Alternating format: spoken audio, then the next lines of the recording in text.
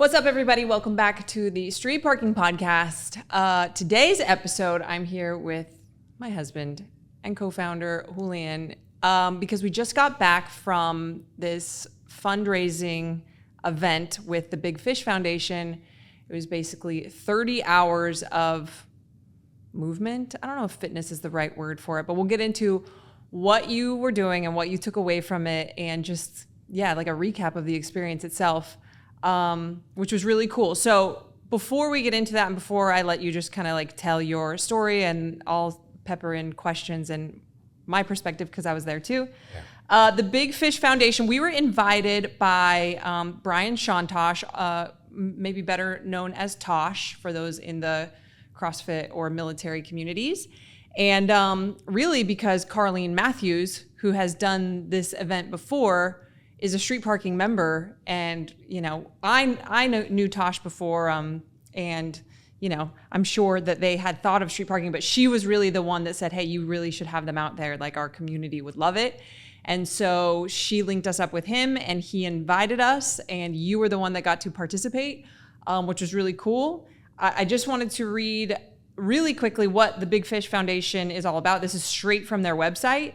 So that as you're listening to this, you kind of know what this fundraiser and everything was for. So what are you doing to be a big fish today? Our mission is to challenge, empower, and inspire veterans to live meaningful, purpose-driven lives. The Big Fish Foundation community seeks to put tools back into veterans' hands who are willing to put their gloves on to work on themselves, their families, and communities. This sense of continued service provides dignity, integrity, and value while fostering esprit in all its senses. So it's pretty cool. And this is, I think, was the 4th year that they've done this event, and they do other fundraising events as well. But it's at their home, it's at Tosh's home. So we went out to Boulder, Colorado, and really, we didn't really look too much into what it was gonna be. Like, you knew it was 30 hours, but right. What else other than that it's 30 hours and there's no sleep and it's overnight and it's like partnered up or paired with veterans while you're doing it. What else did you know about it before? Because I feel like we didn't really look into it that much. Yeah, we didn't really look into it that much. We maybe looked through their social media. And I remember lots of times I kept even asking you, and you kept going back to me and telling me, just go look at it. Hey, go look at their social media. So you get an idea of because they had been doing like highlights last year. Correct. But not a lot. Yeah, but even then, I didn't even want to rely too heavily on what was done in previous years because it sounded like they change it up every single year. So it was one of those things where I was just relying on our fitness at that point. And I was obviously concerned about the 30 hours because originally they wanted you to also participate. And you thought it'd be a good experience because you had done multiple things or similar things like this before. On top of that, the most challenging things in life, which is giving birth to 3 of our special boys.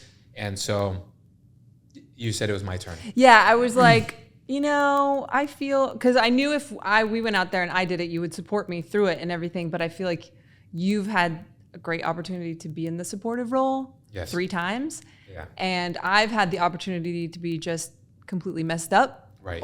Overnight 3 times. Mm-hmm. Like you said, I've gotten an opportunity I got to go to Afghanistan. I got to go to Iraq and like tons of military bases here in the US. And right. I have a very strong connection to our veterans because of those experiences. And so I thought it'd be cool for you to get to do that and gain that connection and also be the person messed up with me supporting you for once. Yeah.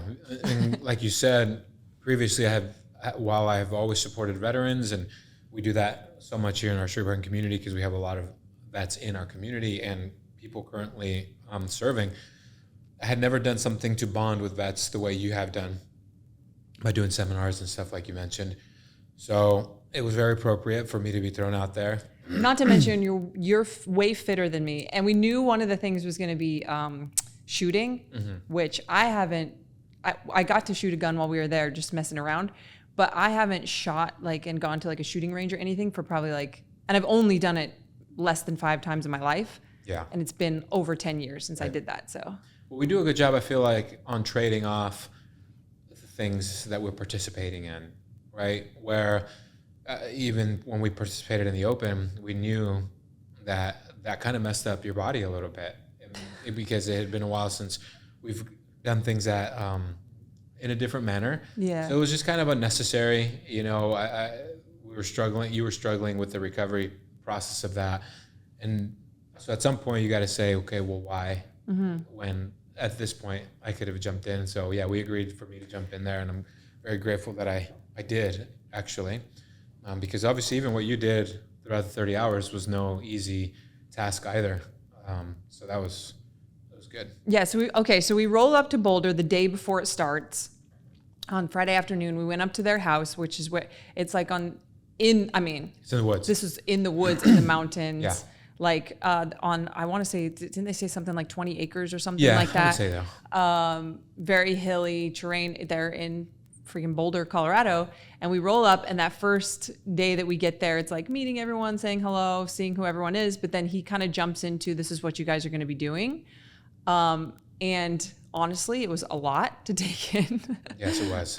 Where I think he just wanted to give you guys kind of an idea. So he was going through these like, this is what this stage is going to be, and this is what this stage. I feel like he didn't give specifics, like how long each thing was going to be or anything like that. We walked the trail so that you guys would know where to go when you were by yourself on it. So we kind of, what were you thinking at that point when you had a better idea of at least the types of things that you were going to be doing? I was easing into it a little bit more comfortably. When we were walking the trails, I knew that obviously we're going to be using that a lot. I didn't know how much the trails were going to end up wrecking me over the course of the 30 hours. And there were parts where even when we were walking it, I was like, this is not a trail. This is like... Yeah, it was so steep, and it was just man-made, random. It was like stomped down grass. Like it was like, there's not really a trail that we're on for part of it. With a huge incline. Yeah. It was wild. It was really wild.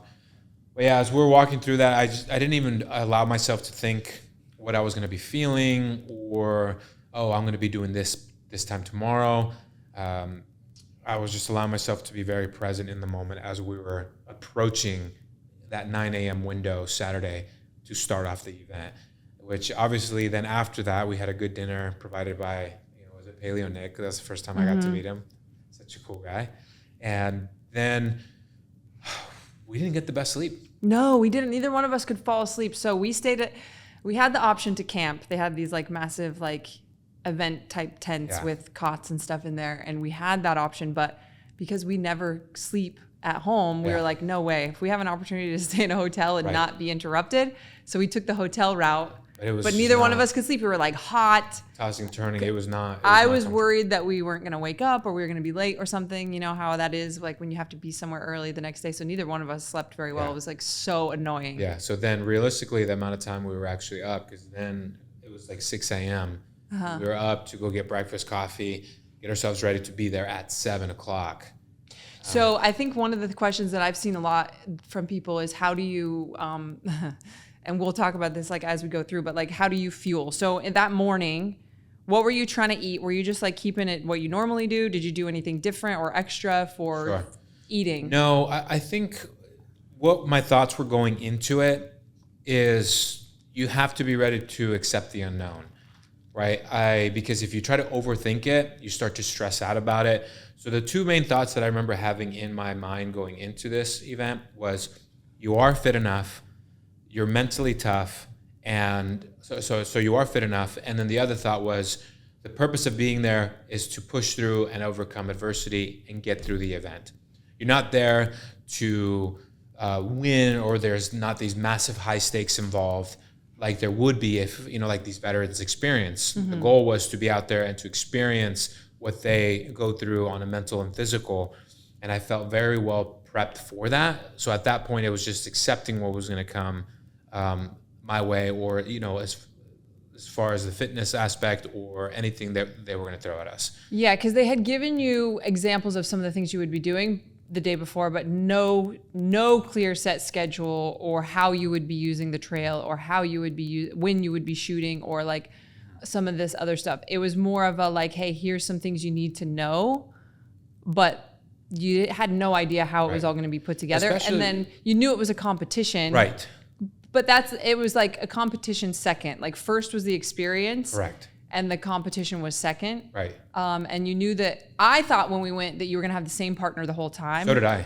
And then we found out as you went that Each event. it was changing all the time. Yes. Sometimes it was a bigger group. Sometimes it was just one partner. Sometimes it was just you by yourself. Right. Which I thought was really cool. Because mentally you have to like stay checked in. You can't start relying on the same person the whole time or anything like that. So, okay.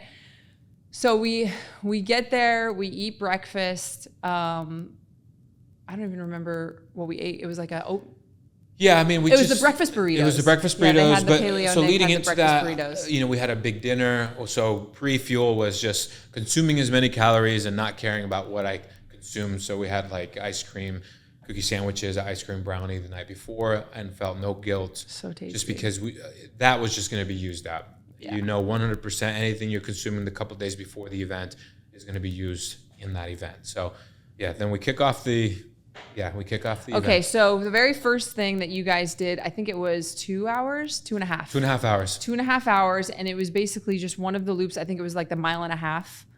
One of the trails that was 1.5 miles, but it was all individual at this point. And it was like 3, 2, 1, go, max laps on this trail with the fun little element of every time you come in, there was the stump with the really long nails that you got an opportunity to hit it with the right hand and hit it with the left hand with the hammer that was there. And then it was just 2.5 hours. How many laps can you do? Right. So you go, I mean, obviously all of you guys took off running. And I knew that was a huge mistake just because everybody took off running. We were at elevation. So yeah, that was another element that you're not used to. Some of the people were from that area, like Connor, or, some people that live in other areas that are higher, but we're from like 0. Right. And so you guys are at elevation. The trails are very steep and uneven. And it was actually really warm at this time too. It was 9 a.m., but it was already really warm. The first like 4 or 5 hours was pretty hot outside. Yeah. So at what point during this, because you ended up doing 7 laps, which is the most that anybody got. Right. I think there was a couple veterans that completed their 7th lap before you. No, I was actually the one who ended up finishing first even in that one. Yeah. Okay. There were definitely people who were ahead of you for the first few laps. Right. Not by a lot. Right.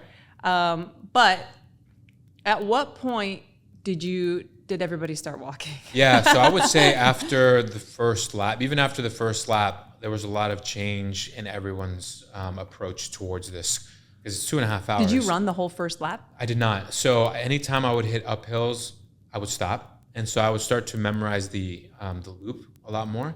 Anytime I would hit uphill, immediate walking. And anytime it was flat or downhill, I would either pick up pace or maintain some kind of steady state jog. And I kept that going the whole time because there was no point, right? And once you realized how long each lap took, and did you have a watch? You didn't have a watch on. I didn't have a watch. I was just kind of keeping time during when I would come back in from every single lap. And then you kind of just see how people were falling off, and you would cross each other at certain points. So you also knew where people were at that point, because the veterans went one way and then the athletes went another way. One of my initial thoughts was I felt good because by the 3rd lap, I had caught Brista, who was the winner of last year. And I kind of liked going in there because obviously the competitive side in me did come out because everybody thought she was going to win it this year. So because she's won it twice. She's won it, yeah. So for me, I was very into, you know what, let me establish some kind of dominance. Like, hey, it's not going to be an easy ride. Right. Even though we're there just to have fun and do it for the purpose of the event, but there's still an element of, winning, which is cool. We're all there and we get, we drive. That's a feeling that just drives us as athletes. So I was able to then really push away there and maintain my flow for the whole 2.5 hours. At any point during the 2.5 hours, were you like, what have I done? I still have like 29 hours no, left. I felt that. I felt that. Completely peacocked this whole thing. I never felt like I got in a state of peacock. I would say if anything did feel like that, it would definitely be my nutrition and like the eating, so much eating and liquid consumption early on. Yeah, but not yet. It wasn't yet at that point. Right, not yet. We'll talk about it. Yeah, so going as far as this event goes, you got a blister though because you didn't tie your shoes properly. Yeah, that was a huge mistake. Obviously, even kicking off into the event, all these medics and other people that have participated in whether it be this 30-hour event or they host what's called Diesel Days, which is a 24-hour, similar concept. They start giving you these Tylenol. What was it? Tylenol and aspirin, or I feel like it was like like aspirin and ibuprofen. ibuprofen, like combo. yeah. And it was like 8 pills, and like, hey, you're gonna need to take this. Like in our even when we have headaches and no, we don't. We write it out. Very rarely take that stuff. And so immediately from the get-go, they load you up on this stuff. They give you this foot cream. They're giving you all these preventative things that I have never used before. And so I just kind of accepted. It's like, okay, sounds good. So that was all new. But yeah, I didn't tie my shoes as tight as I needed to. And a rock. So then any kind of friction, and I got a blister early on. It never got worse, but that was kind of annoying. But I never felt like I peacocked that first event. I felt pretty in control the whole time as I was doing that. So that felt nice, actually. The thing that, so all of us that were just there supporting and helping, every time these guys would come in, we'd be like, would you like an orange slice? You need water? Like, so it's much different than a competition event that you would be used to, where it's like your one coach might be doing something like that. Right. It was, everybody was getting the same treatment, offered the same stuff, good job, like all of that. It was, people were coming in, laughing, not everybody, laughing or having a good time or whatever. It was much more casual. Yeah. But I think it's cool to talk about that you were thinking about it being a competition, because I think I would like to get to where you stopped thinking of it as a competition, at least for a short period, because I know there was a time. Yeah, there was, for sure. Not then. It was at the 12-hour mark, yeah. It was not then yet, though. Okay, so you finished the 2.5 hours, 7 laps. You get like a 10-minute break. Right, and between each event, you get a 10 to 15-minute break. Where they were like taking care of your feet and stuff. We got new socks on you and made sure your shoes were properly tied and everything. You were able to eat something small. This is where you were maybe drinking way too much as far as like electrolytes and powders and stuff go. Right. And then the second thing was 3 hours. The second one. It was the big teams. It was 2 big teams. 2 big teams, and I think it was 3 hours. Yeah, and you would go and they split us up into 2 teams of 7, I think, which was really cool, actually. So 3 athletes, 3 veterans, and 1 volunteer. Right. On each team. Yes. Right, and that event was had multiple stations. One person had to be on the echo bike. One person had to do the complex on the pull-up rig of 1 tow bar, 1 pull-up, and you'd go up to 10. And that had just accumulated points. And then the rest of the people had to figure out whether, you can either take 2 people to go take a sled out on a loop, which felt like, I would say 1,000 meters. It was pretty far.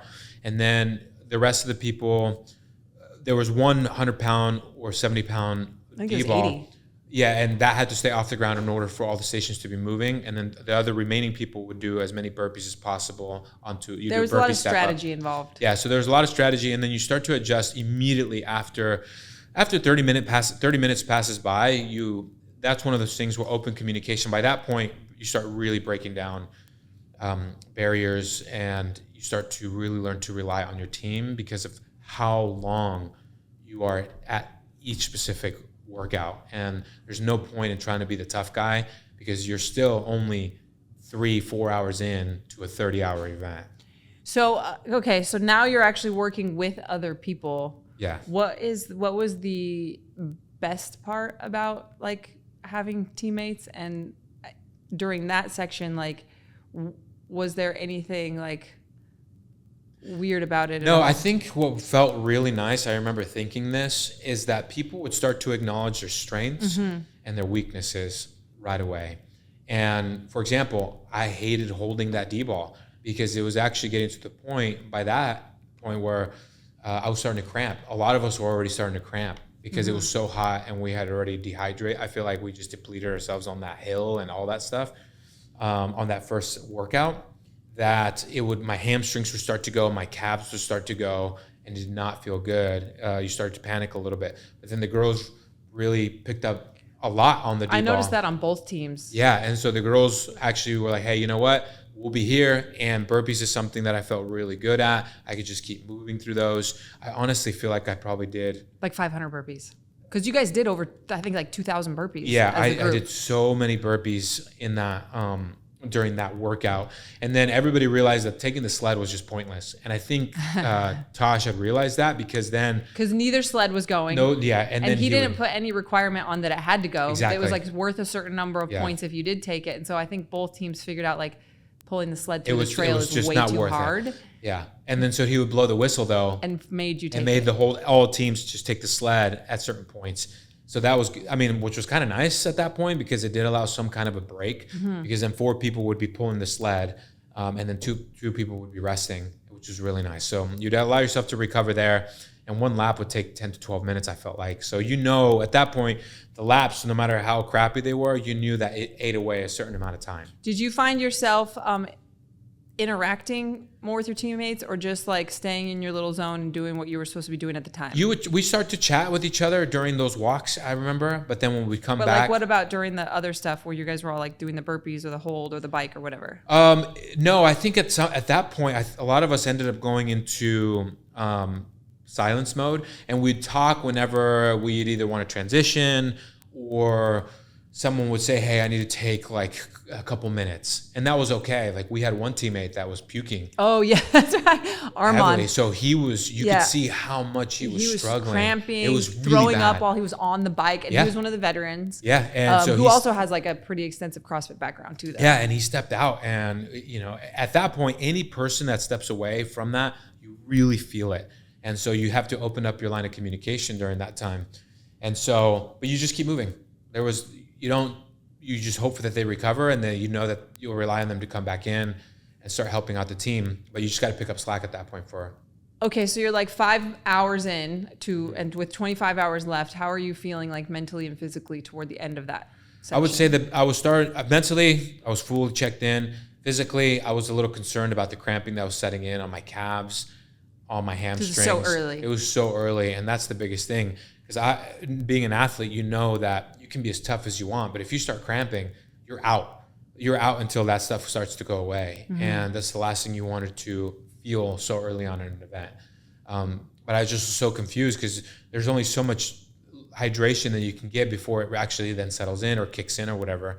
But yeah, that I was fine, especially going into that next event, which was then. There was a period of time where we thought the other team was missing. Yeah, that was really strange. I still don't know where they were. Yeah, I think a lot of them got messed up. I think some of them thought they were gone. Yeah, some of them were throwing up or cramping. Lots of that team was starting to cramp, or. We thought we were like, where did they go? And it was really strange. Really confusing. It was really strange. But anyway, again, that was good on my end because I was still keeping track of points, right? So I knew that all these points you accumulate with your team go towards your individual score as well. So that was nice. I was like, cool, go for it, But anyway, that event was over. Still feeling good. Moving on to the next one, which was then I think 4 hours of the chopping and the shooting. You would get logs and you would run. It was you or it was me with the veteran, an athlete with the veteran, and a volunteer. And 4 hours. Yeah, we were split up into teams, into 6 different teams, and in that 4 hours, 30 minutes of that you would go down and go shoot to accumulate more points. But yeah, this was from like 3 p.m. to 7 p.m. or something like that. That is correct. Yeah, because the next one was 7 to 1. That's right. Yeah. So from there, you'd get a log and you just were given this axe, and you would just chop away. And every round you were able to cut off of the log, you would accumulate points. And every 2 logs that you would get, then the score started coming up more and more, and you get more points. That was the first time I ever chopped a log, ever in life. So that was actually kind of cool because we got Carlene's husband, who had a lot of experience chopping wood. So he was already teaching us the technique. So after an hour, you kind of had it dialed down. You realized it wasn't about how aggressive you were chopping. It was all about the technique. So that was actually a really cool skill set that I appreciated learning while in that event. The only downside to that was that now your whole upper body was cramping because you don't realize how much of your lat you're using. You don't realize how much. It was like your abs were cramping. You kept having to lay on your back. Yeah, because like the twisting motion and the. Yeah, so my obliques, hip my abs, hinging. It was getting really bad. And then my top abs were cramping, my lower abs were cramping, my forearms. And you're bent over like the whole time too. Yeah. So you're just trying to find ways to stay comfortable. But yeah, it did make me panic big time. but again, I wasn't the only one feeling that. So there was comfort in knowing that, because you would look around and you could just see it, and all the athletes and veterans, it just got exhausting. You're just repetitive motion, and at some point, in order you have to throw power into. There's a blend of power and also skill in that task. My favorite part of that was Juan. Oh my gosh! So this guy he was the volunteer for the team next to you. Yeah. And honestly, I don't even remember who else was on He the was team, with because I feel like Connor. he cut it the whole. He did, He was the only one but everybody doing was it. making fun of his teammates because of that. He was amazing. Yeah. And he just knew exactly what he was doing, and he wasn't like a huge guy. He was No way. like a 160 pounds. maybe like 170. You look like Salvi. Kind of, Salvi size, yeah. And he was just out there, but he was a freaking cowboy hat, boots. Yeah. He was doing it, and he knew exactly what he was doing. He was powerful with each one of those. Powerful. He was so good at it, and I think their team ended up winning that section. By one round, yeah. They cut. Because you guys were next. You guys were keeping up close, but he was just so good. Left us, yeah, for sure. So that was cool. I mean, that was really cool to see. And that was that window where we felt like we were able to eat. Yeah, you guys were more eating solid. You were eating like oats. We got some sandwiches, or was the sandwiches later? It was peanut butter and jelly sandwiches, and then oats and like coffee shaker. You were able to consume more because the task didn't require, because they tried feeding us in the workout before, but there's no way. You're either holding a D ball, which good luck trying to tighten your stomach while you have food in your body, or trying to eat, or burpees, or pushing a sled. The exertion didn't allow for you to feel like you could eat something solid. So by that time, that's when a lot of us ended up trying to fuel up a lot more. Mm-hmm. Yes. And then during that, you were pulled out to go shooting as well. Which went really well, actually. I think my shooting was actually one of the top scores. How did that work? Like, what was the distance, and what were you guys shooting I would say you were out 50 meters, I would say you were out 30 yards. 30 yards, you get a 22. It was a 22 suppressed, and you just go out there and you have 10 rounds to shoot, and then your partner had 10 rounds, and then I think that was it. Each one of us had 10 rounds to shoot. Oh, and then we had to take a quiz. Oh gosh, yeah. What was the first? So there were these quizzes, and he had warned you guys the night before or that morning about the quizzes, and everybody was more worried about what is this quiz situation than any of the physical stuff. Yeah. So what was the first? Maybe we shouldn't give it away. For future. Right. Yeah, we just had to take a quiz, and they ranged from like music stuff to. It was random. It was just random. Yes. It was random. So that caught us off guard, but I actually ended up doing. I remember what the first quiz was, but I'm not going to give it away. I ended up doing somewhat okay on that one. I did really well on the middle one, but anyway, we'll get to that one. It was so random. Yeah, but anyway, so that was the third event. Okay, and then the next one was the first time through the triple. It was, I forget what it's called exactly. Something with the threes. Yes. But it was where you guys had one rower, bike, or skier, and that rotated every hour. Hour and 50 minutes, your team would go to the next one. One person could be doing the D-ball thing over the rig. Right. Which, if you guys watched my story, I showed that several times. Yes. Because you did that a lot. Mm-hmm. And then two people could go on the... Two people had to go on a teams of four plus a volunteer, and your volunteer was only allowed to do the row, bike, or that is correct. Ski. And they were just accumulating points for you with their calories. So the team of four, one person would be on the machine, one person would be doing the ball thing, and then two people would go together on the loop, which was the long loop this time, right? It was the longest loop that he had created out there, yes. So I would say it was... Who was your team for that part, the first time through? The first time through, I think we had the same... No, we had different teams, right? So for the first time through, it was me, Brooke Ants, I think it was Chris. Was it Chris? And... I don't remember. Who was the fourth person? Who was the other veteran? I think, was it Armand in our group? I feel like maybe it was Armand. Oh yeah, because that's what. Yes, I do remember it being Armand, because I remember talking to you guys about, hey, like, you're crushing this part. Just you got to keep going with points on this part. And then it backfired because he was on another team the second time, and they had figured out the key to accumulating points was the ball thing, and he was just going for it. But he was still pretty messed up. And this is when your stomach started to get messed up. I think was during this. I would say this was one of the most. It started to get dark. Yes. The most difficult windows for me was from 7 till 1. and then from 5 till 11. The reason why this one was so difficult, which was the same event both times. That is correct, and that was another mind twist that we had to overcome. So yes, the reason why this one became so difficult is because you're in teams of 4 now, so you couldn't really hide at all, actually. And you were so depleted by that point, actually, because I think that was you were 10 hours in at that point, for sure. You were 10 hours in. So we were 10 hours in. Our body was definitely feeling the effects of a long day's work in the sun, the cramping. I remember having to walk with my hands overhead. I couldn't even keep my arms straight. This is when I started, my miles started, because I was walking with you. Yeah, and then... it was like you did the ball a lot, probably more than anything else. You went on the loop, I think, twice. But you guys would kind of rotate because the loop was 2 miles. Yeah, and, I remember you guys talking about doing it because what the original plan was doing it back to back. So one person goes, and then that one person stays in, but anyways, you ended up doing 2 loops back to back, and you guys were talking about how the second loop was wrecking you. The second loop would start to wreck everyone. You would think you were doing fine, but I'm telling you, the terrain. I think it was probably like 3 miles? Yeah. No, I would say it was probably, because I would say it was 2, a little over 2. Okay. But again, it was taking us 50 minutes to do 1. So on the bright side, you would look forward to, okay, at least if I got 1 loop done, it chips away at 50 minutes of this 6 hours, right? From 7 to 1, right? But on the downside, it taxed you so much because you were out there alone with your partner and you were both suffering. You didn't really want to talk to each other because at that point, even having conversation was energy wasted. It was tough. And then your stomach was really confused. I think all of us were dealing with that at that point because your body's trying to digest. You don't know if you had to go bathroom or you just had to, let out some air. But even trying to do that was so uncomfortable.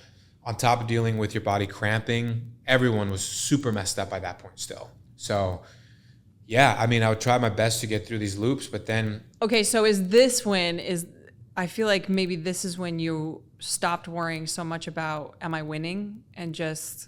Yes, by that point, I would say 10 hours in. Because I remember telling you, hey, you're still in the lead. It was more of, you had to tell me that on the triple... On the turnaround. Okay. Yeah, and which kept me in it.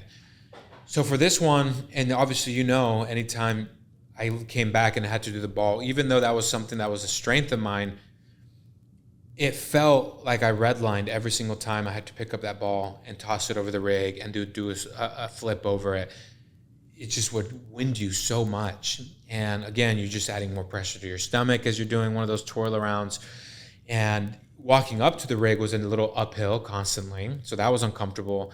But that is definitely where all walls had to be let go. All ego had to be let go, and you realize, okay, these are the moments now that this event starts to teach you the lessons and why you're here. So what do you think it was teaching you? What were you thinking about? About persevering, no matter, and because even Tosh got to the point where he realized how effed up everybody was, where he would give out, he would start giving, speeches to remind you why you were there, because you had to get into the mentality in order to accept what you were going through of, well, our veterans, there is no choice here.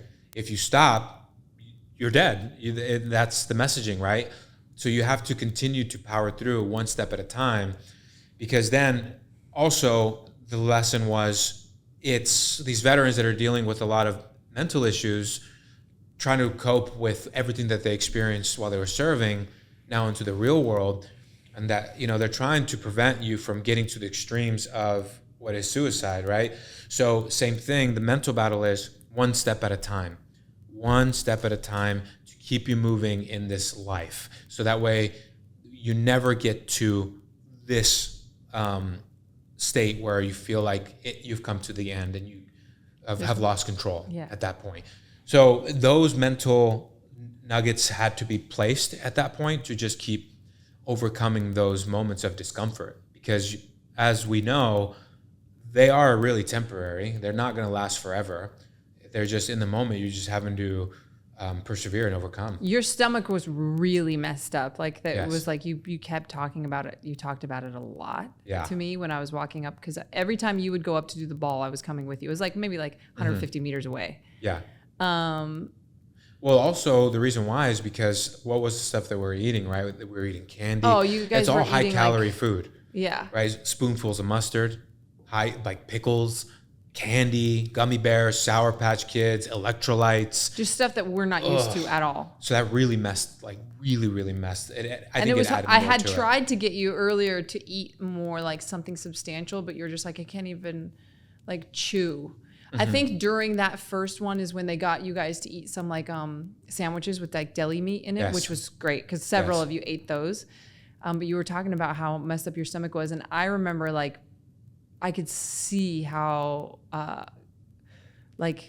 how much of a struggle it was like physically for you, and I remembered, and I don't know if you remember me bringing this up while we were walking one of the times, but I remembered when I was delivering Knox, when you had asked everybody to leave the room, and you're like, you don't let these ladies think that you can't do this. Yeah, Like, sure. You're fine. It's going to be like, it's okay. I remember bringing that up to you and saying like, hey, like you got to just keep going. Like, I Yeah. know you're in pain, but like what other option do you have, type thing. And Yeah. I was trying to bring up stories of that stuff when we were walking. I mean, mostly we weren't talking much when we were walking, but No, we were because just, the comfort in just was in our company. Yeah. You know, and obviously there was comfort in the company of your teammates, but it was very special to have us go through this because, you know, even when one of us was on a rower or skier, I just say, hey, just sit next to me. Like that's all I Yeah. need is just that sense of comfort to as you're in a state of full discomfort. yeah. I had decided before that I was going to stay up the whole time. Yeah. Which I think at one point we talked about, I was the only female that was not competing that was still awake. Oh yeah, for sure. Everybody else had gone to sleep, which is fine. And had you done something like this a bunch of times before or like whatever, I probably would have gone to sleep too. Yeah, of course. But I had decided to stay up. So you got through that.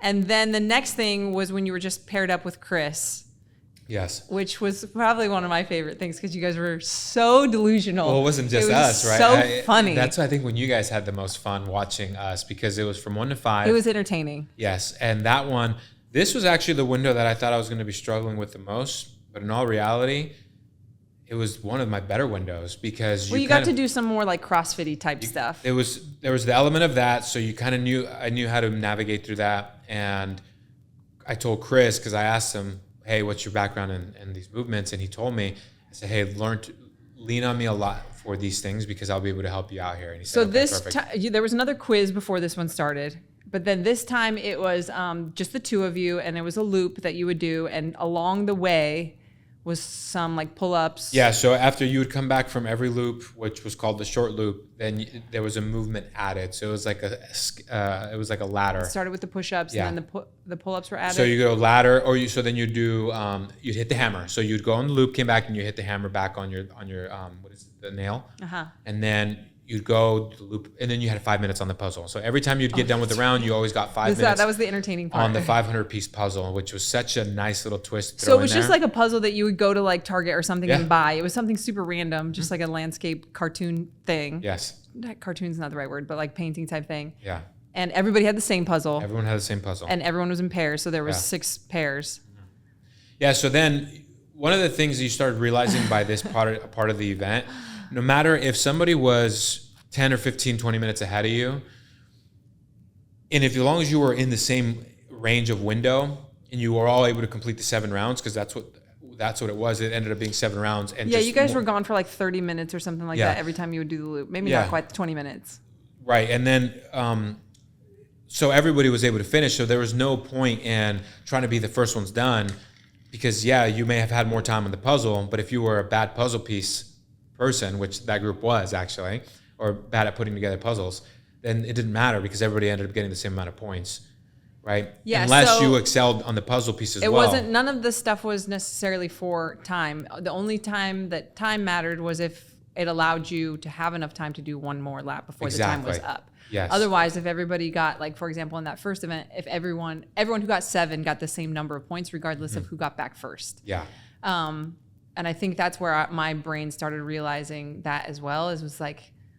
Especially when one lap takes 20 minutes. Exactly. There was a cutoff always where they wouldn't let people go out again. Right. And as long as you made it in time to go out one more time, then Right. you would be able to finish. But yeah, okay, so there were the puzzles. You guys would come in, and you and Chris were and it wasn't just you, but obviously that's who I was like paying attention to. You guys were so messed up. I remember you opened the puzzle box and you poured all the pieces out, and you just looked at me like Knox would look at me. Mm-hmm. Oh yeah. And you were like, what's our strategy here? Oh yeah. Like and what I realized at that point is all of these people could do something if you told them exactly what to do. Yes. But none of them are capable right now of coming up with anything on their own. Yeah. Like they just need to be told exactly what to do and they can do it and go through the motions. But I remember just saying like, just look for the edges. And you're like, okay, Chris, look for the edges. And you guys are just these two, because he was a big dude too. You guys are two of the biggest guys there, just on the floor with your little headlamps, like looking for the edges of this little tiny puzzle. It was so funny to watch. But then as you guys were going through the rounds, several hours again, there was this one team that you were talking about. It was Connor, and I can't remember, maybe it was Vince that was with him. No, I forget his name slipping past, yeah. But they never put any of the pieces together. Yeah. Like they just kept separating them into smaller and smaller groups, like organizing them. Sure. And Tosh had never told you guys how you get points for the puzzle. Right. Like how it's going to be calculated, because no one even came close to finishing it. No way. But No way. I saw them counting the pieces that were actually put together at the end. So that obviously was how you guys got points. But I don't think they ever linked two puzzle pieces together. They just kept organizing them and we were like, what's happening over here? Because they were winning. They were ahead of everybody time-wise. It was so funny. Luckily, they got points for all the other stuff too. I just remember thinking that if I opened my eyes big enough, that I would help me find the pieces. But it was just there was one piece that you guys were convinced was not in there, and it was right in front of you, and I could see it, but I wasn't going to help because that's not fair. Because not everybody had somebody like even paying attention to them the way that I was with you guys. Sure. But I was just like, oh my, it's right there. Like I wanted to just put it every time you guys would leave. And the other thing that I noticed during that had me realize how physically messed up you were was how heavy the 205 deadlift looked. Yeah. And it's not that you were moving it fine, but I know how that would normally look for you. And it looked heavy. It did. In my defense though, I remember, because even Chris, strong guy, and he loved lifting, powerlifting actually. He told me on the loop, he's like, hey, I'm only able to do 2. I can't do more.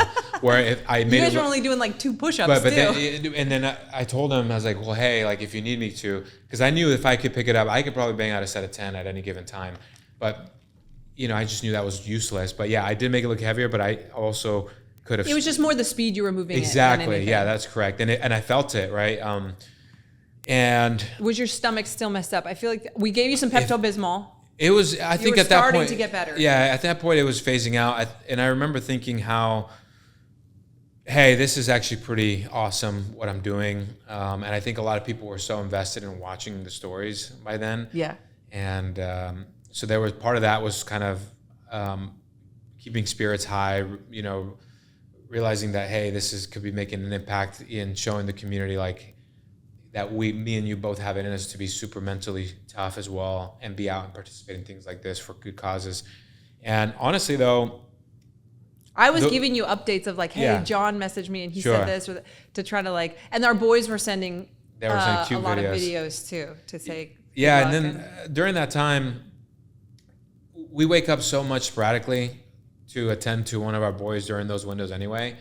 So none of that actually threw me off, because we're just used to waking up during those hours of the night. I didn't expect that the window that was really going to mess me up was that 7 to midnight, and then this next window that got really challenging. Yeah. Okay. So yeah, I mean, we were talking about it afterwards, like the next day when we were processing it. And I do think, we were saying, I think one of the reasons that you were able to do so well is because we are so consistent in our training, and because all 3 of our kids have been such bad sleepers, combined with our work schedule. We've been building this business the entire time we've had little babies. Right. We work out extremely exhausted all the time. All the time. It's a very normal feeling for us. Right. To just kind of submit to well, I feel like crap, my score is going to kind of be crappy, but I'm just going to do whatever I can do. That's a very normal thing for us. Yeah, for sure. I think the one that what really, I remember you telling me, hey, you got to mentally prepare because you're going to have to do that 333 again for this next event. And it really crushed my spirits, to be honest. Yeah, because that was the one where you were super messed hills, up. it's the hills. And it was that the long I was loop. Terrified of the long loop. Which is exactly what happened. So you guys finished that one, again, like little 10-minute break, whatever. And then he basically tells you like you're going back to that one that you just, and it was still dark. Okay, so you said it's crushed your spirit. So what are you're still like checked out of, I don't really care if I'm winning, luckily, I just need to keep going? This was the moment where I told you I really don't care about points anymore. I think, especially, I'm like, hey, I'm just trying to survive. Right. I don't know where things are at anymore. The focus now became on being able to keep moving at that point. And for me, the focus for you too was because I kept trying to push you, and then I think I realized that maybe you thought that I was trying to push you to win, which wasn't at all. So I think at one point I had told you like, hey, I'm not saying this so that you win, because that's not why we're here, but you have an opportunity to like really learn what you're capable of. Yeah. And I wanted that for you. I didn't want you to get to the day after and been like, man, I really stopped pushing when it got hard. Yeah. So I wanted you to get the most out of it that you could. But we had a couple conversations about that. Because again, I started walking the hill with you every time. Yeah, I mean, there was like a burst of excitement because that's what all of them talked about. Hey, once you guys see sunrise, you're going to get another burst of energy. And so you expected it. And then, of course, when the sun did rise, there was a burst of energy. However, we thought it was going to be sunny. You were looking forward to warmth and what we experienced the day before. But then that went away. Overcast came in, and it was just gloomy. And I got really... bummed out. I just got super bummed because I remember as soon as 7 o'clock hit, I had that window from 7 to 10 was extremely difficult. And what also made that event super difficult is that there was a partner that we had in that group that was just in and out of the event. She was injured. There was an injury that had happened, but then you started to really see how much something like that really tends to affect a team. Because you guys didn't have as many people to lean on when that happened. You really feel it, right? And if something like that happens, so that also, on top of it already crushing my spirits that we had to do that workout again, then we had to deal with an injured teammate, and that was also a mental thing to overcome because the last thing I wanted to do was go on that trail loop again. But we had a partner, Vince. Yeah, I was going to bring up Vince. Vince was phenomenal. I mean, he was just such a happy attitude veteran. He did that trail five times. He did, I think he did 5 loops. I would say you he ended did up doing loops. 2, right? Yep. Chris did maybe 3. Yeah, he did 3. But he did that loop 5 times during that. Which blows my mind. And he was just like, sure. Yeah, his attitude was enough to raise your spirits for sure. And it's really lucky when you come across an individual like that has such a positive outlook in life, because they probably dealt with some serious stuff in their past. He seemed fully awake. He was had such a great attitude. Yeah. Was there just to, like you said, earlier on, he knew that was his strength and I'm sure he wasn't on your team the first time through and he wasn't your partner for the other thing, but I'm sure when he was that person on the other teams that he was just totally willing to do the loop the whole time. Sure. And the other person that she was never on your team for these events that just constantly was doing that loop was Carlene. Yeah. Well, because for her, that taking the ball over that rig she's short and it was kind of high. It was really high for her. So I don't blame her because it just, that was her comfort, but also someone's comfort, maybe somebody else's, struggle, which it worked out well. But yeah, I was dreading that loop. I remember one of the things that he said to me, because at that point we're all struggling. So he was out there and his attitude was, when I went out and did a loop with him, he said, hey, here's my challenge to you, even though I know you're messed up. He said, if you can just lightly jog on the flats, that'd be enough to kind of help overcome this mental battle of discomfort that you're dealing with. I said, I'll try. And I attempted at the beginning, but then it went downhill real quick. I went right back into trying to survive. And there was a moment where he turned and looked at me when we were halfway through that trail. And he said, hey, how about we try it again? I just want to know that I'm fighting for something. I want to know that I'm out here doing it for a reason. And it would mean a lot. So for him, the fact that was his comfort it just kind of put things into perspective of like, hey, let me give him what he's looking for. If he's already giving me what I'm looking for by staying on this freaking trail for 5 loops and allowing it so that way I could just sit back and do the other things. But there was something about that flipped the switch, because as we were walking, I mean, running was uncomfortable. That was very clear. Or attempting to run or jog, but so was walking. And he said that. So if it's already uncomfortable to run and it's already uncomfortable to walk, we might as well just jog on the flats. And I totally agree with him. And that little note made it so I was paying attention that when we would jog, and you realize a lot of the stuff. At least you're chipping away at it more. Chipping away at it. And it is very extremely mental in those states. Everything is all about your mental game at that point. What is it that you can do to help overcome this physical discomfort and everything that you're dealing with in front of you? And you just got to find a way. And what Vince would say, he said, because I asked him, what are you doing to continue to move? He's like, I'm really hurting, but I just divorcing my mind. Yeah. I'm just divorcing my mind because there's no point to, because if you start thinking, the more you think about how uncomfortable you are, then it just adds to it. And it's so true. So the last thing you want to do is talk about it more and more, because it brought attention to what you were feeling. So that's what he meant by divorce the mind. For me, it was one step at a time. That was kind of my mental, way of overcoming that. Yeah, they had to, I can't remember who else you were talking to about it, but you just like at a certain point, you just submit to it. And you're just like, well, I'm doing this. So there's no point in thinking about how uncomfortable it is or how much longer I have left or whatever. And that was something that I found, again, like in the births, like, what am I can't get out of it now. Like I'm in it, and there's literally nothing I can do about it other than like try to relax and just be in it. And so there was a lot of talk about that kind of stuff.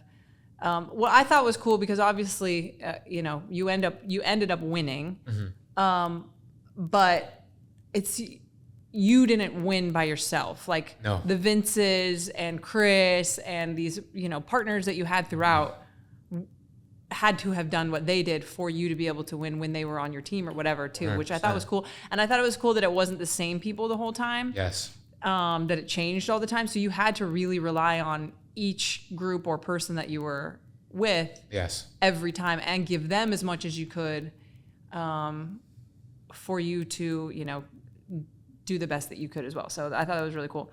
So that was really painful and really long, but we were able to get you some pancakes at this point. Yeah, pancakes. You were ready to eat at I would this go point. back to like thinking more easily digestible carbs. Even some eggs though you ate. Yeah, so I would say more lean stuff to eat, as opposed to we're trying to get fed burgers. And well, we were also wondering if part of the reason that your stomach was messed up was the excessive electrolytes, but also even that pain medication. You stopped taking it. I stopped taking it because we're not used to that. We don't use that on the regular.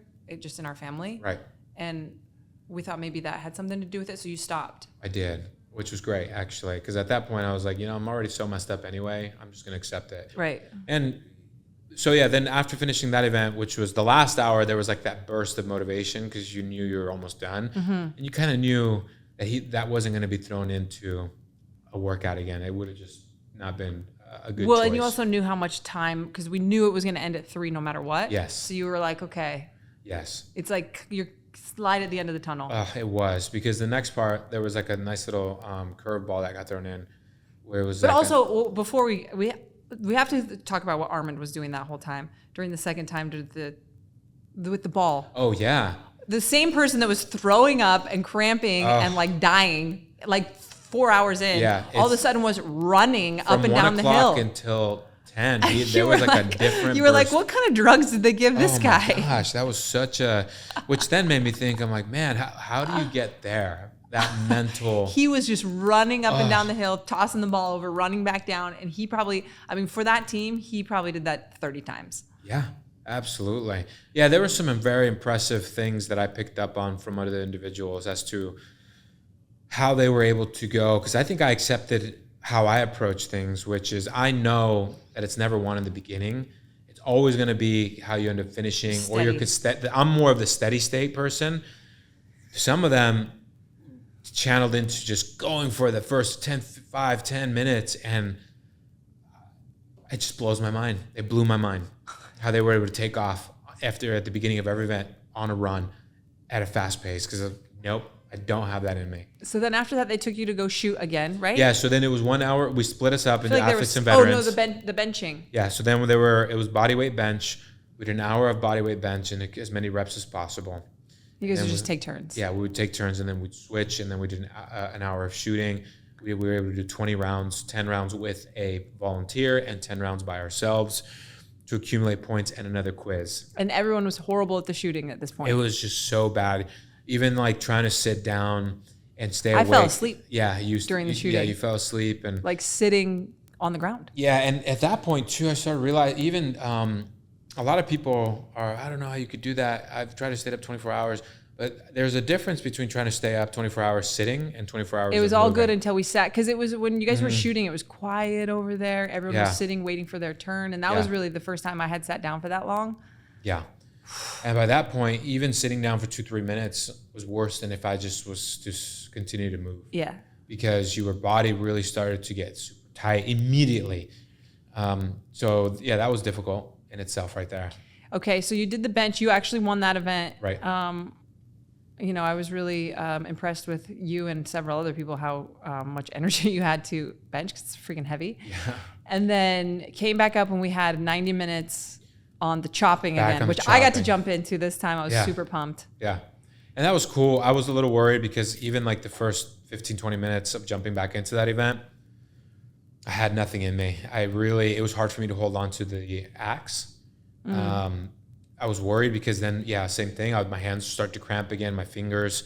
But then I got into this new technique and then started straddling the log or like hovering over it and just throwing my whole body into it, which then I found a good flow there, which is great because I think same thing. We were able to cut as many rounds. There was one team that won that probably ended up getting one more round than we did. But for the most part, everybody was across the board, cut the same amount. Because that was one of those things too, where they send out the athletes on a loop. To then the first athlete came in, you'd get to choose your veteran partner and your volunteer. I took dead last in that. I was like, I don't care. I was like, you guys can just. Carlene came. I was one of the volunteers that got to do it. Carlene came in. She's like, what? She's like, Julian didn't pick you, and I was like, Julian's not here. She's like, oh yeah. Well, and so Carlene swooped me up. Oh, I took my time. I think I was like 5 minutes behind the first person, and I didn't care because again, going back to I'm going to catch up on the chopping because by that point I had already seen how everybody else what their technique was. So I wasn't really bothered by it. I just I didn't have it in me. I did remember applying what Vince had told me in the flats, and I would start jogging or even on the downhills, and that felt pretty good. Okay, so at this point, or when did you check back into I want to try to win? Because you was gone for a long time. I had realized that during the bench. Once I got to the bench, I had got to the bench. But it was close. And then the shooting, because my partner had really stepped up. My volunteer, he nailed it. He was so good hit at every it. single target, and even the smallest one, which just added so many points. And so I got a burst of motivation to then do my best when it came to chopping of the last bit to finish it off nice and strong, actually. And also what was really cool is just to get the updates on how the street parking community was like donating. Oh my gosh, so they cool. were crushing it. Wow. So there was that. And you just kind of look forward to being done at that point. The last 3 hours, you kind of check back in and realize, okay, home stretch at this point. Okay. Like everything's okay. You're about to, get ready to eat a meal, about to take a shower. We were so excited to eat and sleep. Big time. Yeah, so we were able to close out the event, and it was great, actually. Okay, so you end up winning. Like, was that meaningful for you that you won, or not really? Like, you're just whatever. Like, I just was happy to finish it, and it was a cool experience. I wasn't really like too focused on winning. I wasn't too focused on winning. Of course, winning was. There's always that nice little feeling of validation. Like, okay, cool. You get to watch that custom watch that they made they only made 12 of them, so that was nice. There was just those little bits and stuff, but the true win was completing that thing. And the relationships that you were able to make with the people there, and finally realizing what you did something at an extreme level, but it still didn't really tap into what the veterans deal with out there on the field, because it's life or death for them out there. Where for us, it was just physical and mental strain at the highest extreme. But yeah, I feel like that takeaway was definitely something that I was able to gather from this event, because it was something that constantly kept me moving forward. And then, the winning was special just because it validated our fitness and what we do. Yeah, I was going to say, so what were your takeaways for because one of the things that I was thinking about and was talking to a lot of people about while you guys were doing it, some of the other volunteers or just, Nicole or whoever was there was like, we trained for 20, 30 minutes. That's right. Yeah. And so, one of the things that we've talked about a lot, even when it comes to like CrossFit competitions, are I can do great for one workout still, Sure. but the volume is what would destroy us because Sure. we're just not used to it. Right. And that's what I was like, because I know some of the people that were there trained for this event. Like they did way more prep than you had done. So what was your takeaway as far as like what we're doing with our fitness and how you approach like your daily workouts and stuff? Yeah, I would say I think one of the things that helped as well the last 2 or 3 months, ever since Sandlot Jacks, or even our new series of dirty workouts and the team stuff that we're putting together, we've started doing more odd object stuff into our training and plugging in more, the concept of fitness freedom. And I think that really helped out a lot. So just the variety in what we provided with street parking, I think is just, again, a testament to our programming, because it allows us to just jump into all of these different realms of fitness. Last year was the triathlon, and being able to do a sprint triathlon. This year it was like 30 hours of just jumping out there. So one stamp of approval was we'll always be able to do things that involve fitness, even just by what we do at the level that we train at. And that was validating for sure. Now, I had a train of thought, but I think I got distracted, but yes. What was your takeaways? Like if someone is listening or the members want to know, like, how can I apply what you learned mentally to just my daily fitness? Because not everybody's going to go out and do a 30-hour thing. Of course. And I don't think that the takeaway should be that everybody needs to or should. Right. Well, I would say, the concept of more than nothing applied even in this event, because it was just do one step at a time is the same concept of more than nothing, right? Just get out there and do the best that you can with how you are feeling. And even that is consistency. The ultimate win is the consistency throughout the course of your life, applying fitness into your life to keep you ready for any obstacle that may come your way. Because fitness, obviously the physical is the benefit, but also the mental strength that you gain from doing the workouts that we do, because you don't get that similar stimulus just going out on a bike ride or things like that. I've done a lot of those different things, and hands down. And if some people find that in them to go, that's great. But I know that what we do and everything that we plug in is plenty for being able to tackle life. I would say too, if something like that, testing yourself in a similar way is of interest to you, and you have over 200 logged workouts, check out the Sisyphus stuff, because an hour of one thing repetitive like that is very similar. Like you guys are doing multiple hours of very repetitive, but even an hour of burpees or an hour of pushing the sled or an hour of the carry or the hill sprints. I remember because we did the hill sprints, Sisyphus, and it was that like every time you got to the bottom, like deciding I'm still going to give my best effort every single time. And that's a very tough mental challenge, as opposed to like, I'm going to jog up and jog down for an hour. It's fine, whatever. But it's like, no, making that decision that I'm going to stay in it mentally. Right. It's not as long as the 30 hours, but you still have opportunities within that. Or the burpees, same thing. I know they talk about like, just do one more burpee. Yeah. Just do one more burpee and just keep going. And then all of a sudden you're an hour and 500 burpees in.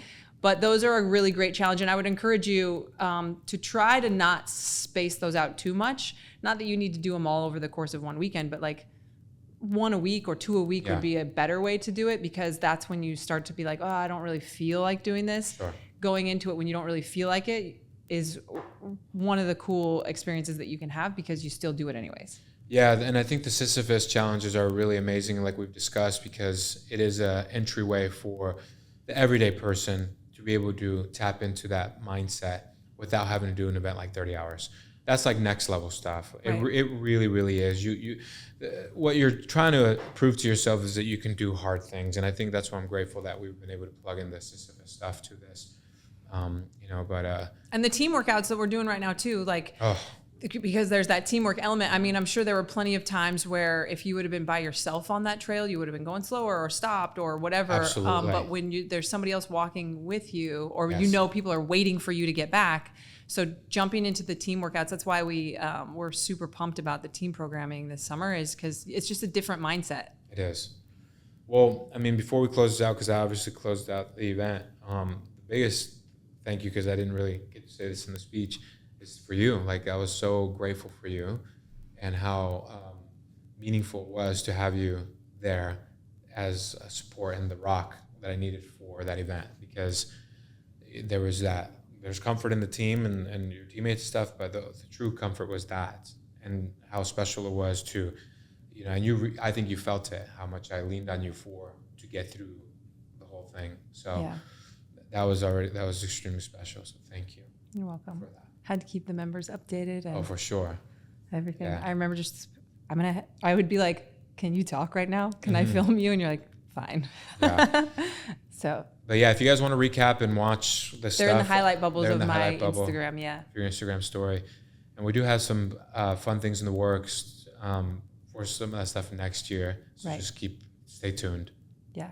Awesome. Well, I'm sure everybody was excited to hear about your take on it now that you're not in it. Mm-hmm. So make sure you follow I think it's at Big_Fish or Fish_Foundation, one of those two. You'll be able to see it because I tagged them in all those stories, but follow them. And I think they're still doing donations through the end of this month. So if you want to donate, that would be awesome. There's still a link in my bio if you want to do that. But yeah, I mean, one of the things really quick to kind of close this out was, and I gave it in my speech to the people, to everybody, was I love the ability to let go of all. You became humble real quick, right? And how you had to, and it's special. I think people need to feel that in their surrounding, in their everyday, in order to feel purpose in what you're doing in your life. You have to submit and let go and allow other people to help you the way you like to help others as well.